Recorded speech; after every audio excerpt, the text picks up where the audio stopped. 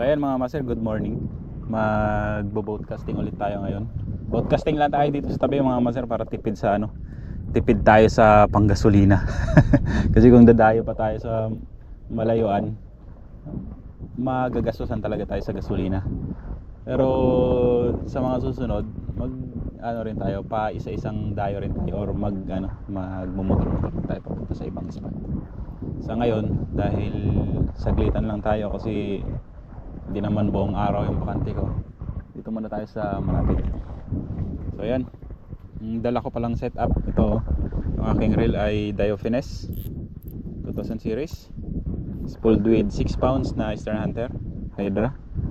Yung ating leader ay Pioneer 12 pounds, Pioneer Invisible na 12 pounds. Tapos yung ating rod ito po, grabe kanipis, Ryobi Magenkai 682 UL. Yan, UL po ito siya, pero para siyang XUL.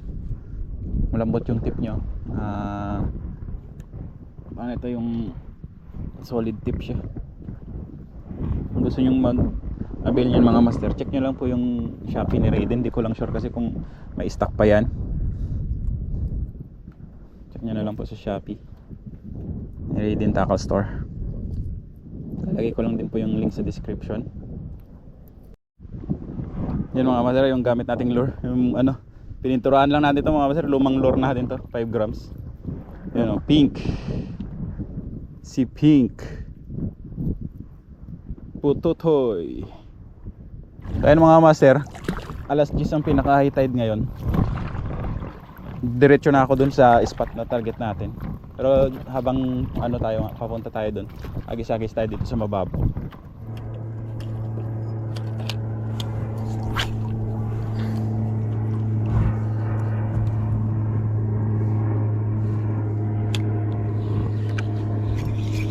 Fish on, sinalo mga master. Palubog pa lang, sinalo. Ay, honeycomb grouper. Basta sinasalo nila mga master, madalas yan mga grouper, mga nang sasalo. Pag ini-strike na yung strike talaga, madalas yan mga kanuping. Yan po, yan si Pink Pututoy.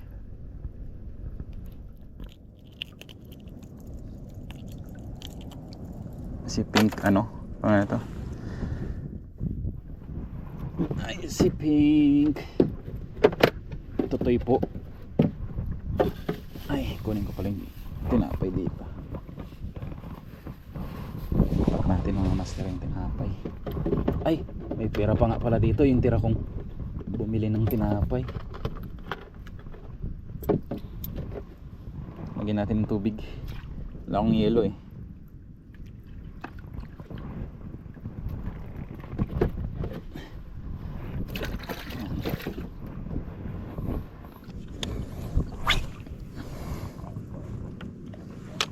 Saka pang gusto kong subukan dito mga master, pain-pain yung buhay na hipon.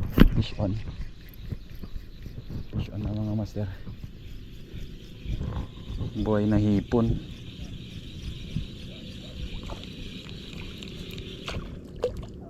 Ito yung mga tinatarget ko dito, yung mga darag-darag.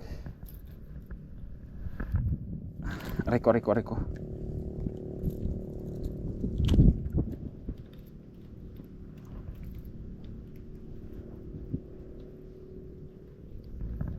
Chill ka lang. Nalaglag pa nga. Okay lang sana kung nalaglag ka dun sa labas. Yan ka naman sa bangka, nagpalaglag. Chill ka lang, papakawalan kita. Ayun nga master, darag-darag. Yan yung mga target ko dito, mga lalaki sana. Sa lalaki ng konti.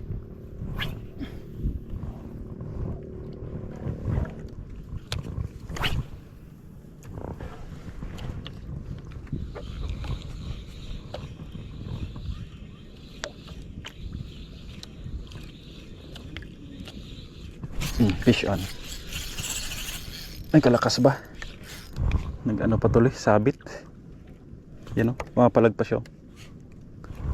Hindi natin kayang persento mga master kasi yun,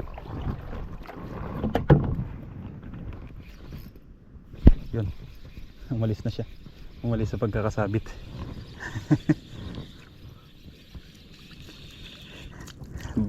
Ano pala? Kanuping. So may hirap mga master pag malambot yung rod. Lalo pag ganito sa ano, boat casting. Dali na isiksik lang. Pero sa laro na ganda rin. Hipon yung kinain ng ano. Pula. Sinuka niya.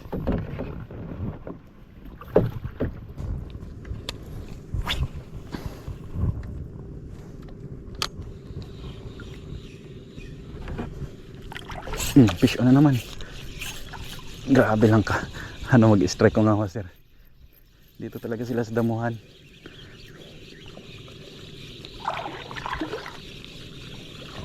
Ay damuhan tuloy yung mga damuhan na ganyan na may bubuhangin. Pag natapat ka talaga dyan.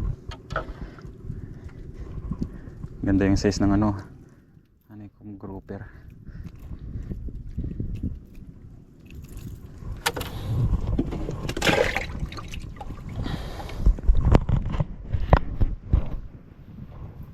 Buhay-buhay kayo dyan eh.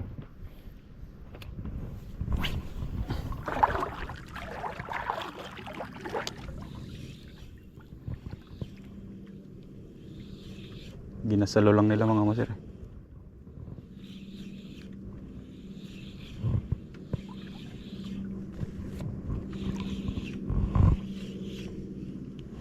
Ganda lang talaga kasi kain dito sa tabi pag ganitong pa high tide siya.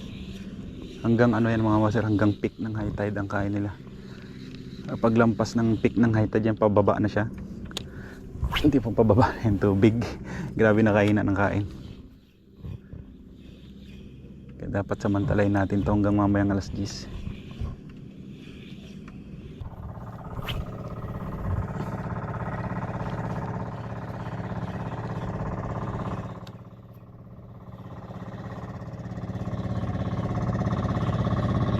Fish on. Fish on mga master. Maliit lang.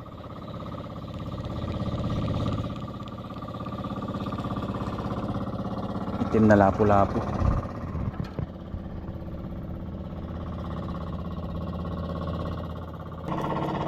Yan po. Peacock grouper.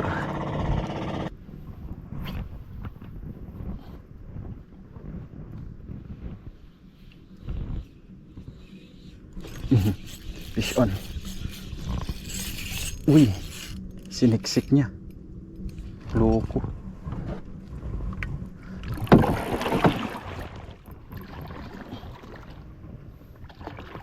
Ang ganda yata ng pagkakasabit niya. Parang isiniksik talaga. Siniksik sa puno ng mga ano, nadama. Yari. Ayun siya, kita siya mga maso.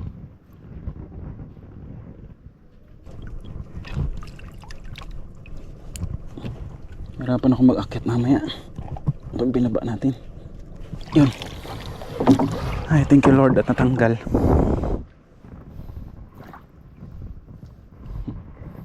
Nakuha siya sa sungkit-sungkit ng ano. Sungkit-sungkit lang ng sagwan. Mahirapan kasi tayo mag-akit ulit. Kasi isa lang tayo. Kung may kasama sana tayo, may kasama tayo magtimbang. Problema yan kasi pag tayo lang baka tumaob ba. Wala din problema kasi mababaw naman. Pwede na malakarin. Pwede siyang itihaya ulit. Problema yung mga gamit natin. Pag tumaob, ubos. Gamit tsaka yung huli.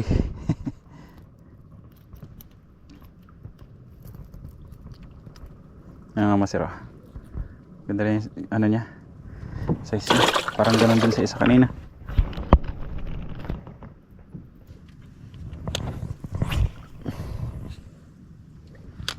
Pero syempre subukan pa rin natin yan dyan sa ano, sa malalim mamaya. Yung fish on. Fish on. Buti pa dito sa tabi at may kain kaysa dun sa malalim. Kaliit.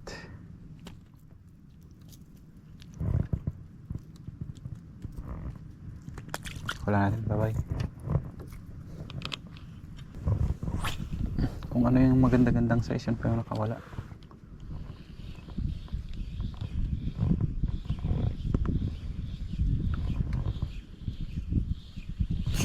Fish on. Sunod-sunod lang. Ito rin siguro yung kanina. Ang ganda-ganda na yung size nito.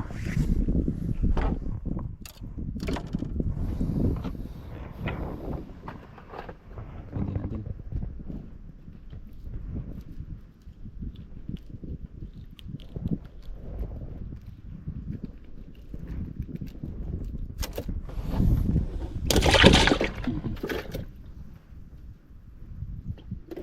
Nakanganga yung mga ibang isda natin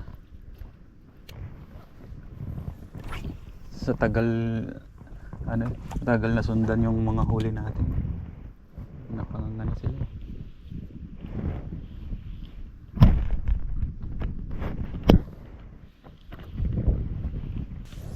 Naggalaw-galaw din yung ano ng tubig, yung ibabaw kanina. Ano talaga pantay na pantay. Pag ganun kasi mga master, parang ewan ko ano siguro sila, yung mailap siguro sila pag ganun. Yung nakikita nila yung ibabaw. Fish na naman sunod-sunod lang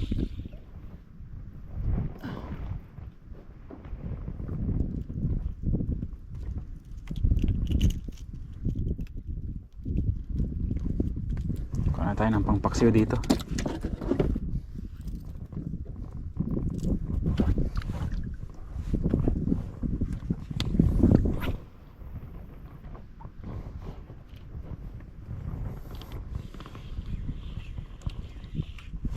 Fish na naman. Grabe. Basta pinalubog yung lure mga master, kain talaga. Laki-laki pa naman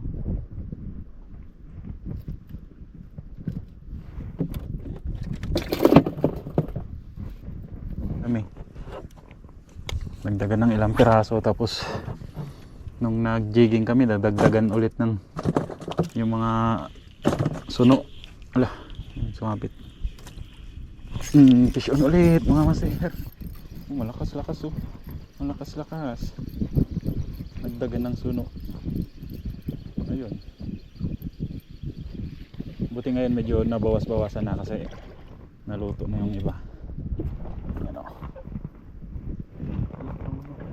Honeycomb. Hindi lang pala nabawas-bawasan, parang wala nang ata mga masal dun sa rin. Ano na lang pala yun dun, yung pinalingki na lang pala namin nakaraan yung nandun. Pag ganito kasi mga master, ano yan, pang half day na ano lang yan, set up.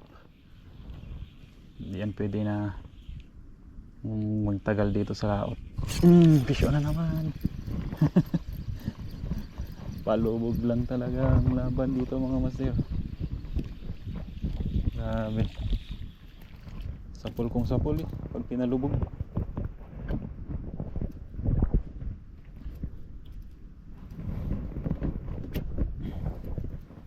Harvest na tayo dito ng honeycomb. Walang walang naligaw na mga kanuping ngayon. Dito ako nakadali ng mga kanuping tsaka snapper at bangkilan kung bakit ngayon wala sila.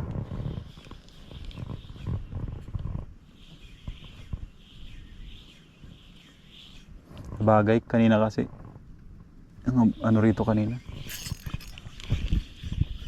may mga naglalambat kasi dito kanina, yung mga nagkukulong,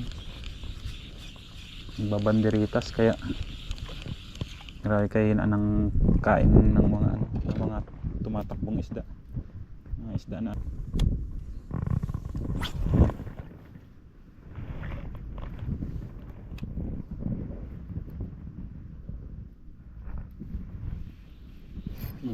dali.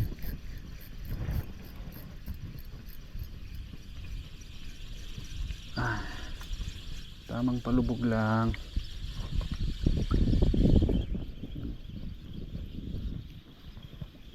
Dalawa mga master. Ay, naiwan yung isa. Naiwan yung isa, sayang. Dalawa sana mga master. Pinag-agawan nila. Ayan.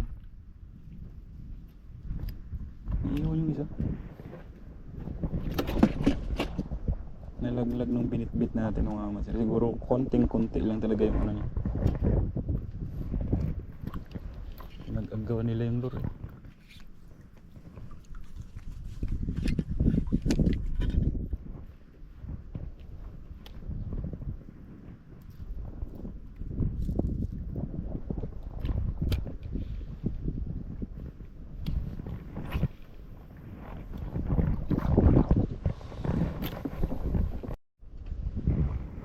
Bisa natin to mga ano na to, mga parang malinaw na yan. Butas-butas. Fish on. Ay, nakawala. Kanuping na yun mga master. Kintab siya eh. Sabihin ko pa lang sana na baka may kanuping. Ay talaga.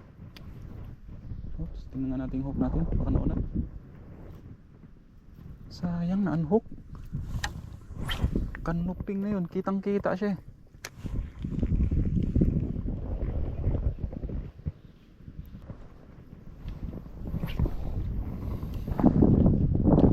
Sana nagkamali ng hinala kaso nakawala naman. Ay nakabitaw pala. Fish on. Fish on na mga master. Ay potres talaga. La, nahabol pa rin. Nakawala siya. Kung kailan malapit na lang. Talaga naman. Hindi siguro nila masyadong nakakagat yung hook. Kasi kung napupuruhan talaga nila, hindi yan makakawala mga master. Kaya kadalang ng kain ngayon mga master. Yun yung hindi natin nadaanan pala yung ano doon, yung maramihang kain doon. Yung sunod-sunod. Ilang piraso lang huli natin. Yan yung huli natin mga master. Din siguro mga 10 piraso din yan may git.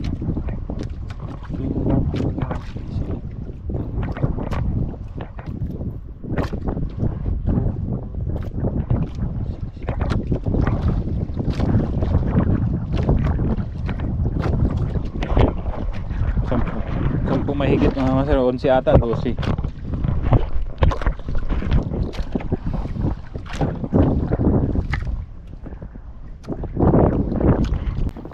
So ayun mga master, pauwi na tayo. Nagpapaanod-anod na lang ako. Pero habang papaanod tayo,